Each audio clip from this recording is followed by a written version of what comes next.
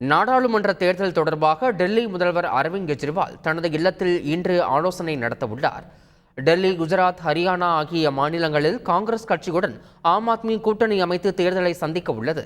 இந்த நிலையில் தங்கள் கட்சிக்கு ஒதுக்கப்பட்ட தொகுதிகளில் வேட்பாளர்களை தேர்வு செய்வதற்காக டெல்லியில் கெஜ்ரிவாலின் இல்லத்தில் இன்று ஆலோசனைக் கூட்டம் நடைபெற உள்ளது. இந்த கூட்டத்திற்கு பின் வேட்பாளர் பட்டியலை ஆம் ஆத்மி கட்சி வெளியிடும் என்று எதிர்பார்க்கப்படுகிறது. இந்தியா கூட்டணியை விட்டு வெளியேறுமாறு தங்களுக்கு அறிவுறுத்தல்கள் வருவதாக ஆம் ஆத்மி கட்சியின் தேசிய ஒருங்கிணைப்பாளர் அரவிந்த் கெஜ்ரிவால் கூறியுள்ளார்.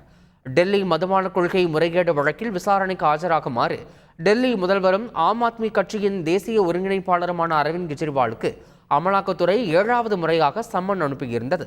இந்த நிலையில் விசாரணைக்கு ஆஜராகாமல் சம்மனை புறக்கணித்த அரவிந்த் கெஜ்ரிவால் அந்த வழக்கில் டெல்லியின் முன்னாள் துணை முதல்வர் மணீஷ் சிசோடியா கைது செய்யப்பட்டு ஓராண்டுகள் ஆனதையொட்டி மகாத்மா காந்தியின் நினைவிடத்தில் மரியாதை செலுத்தினார்.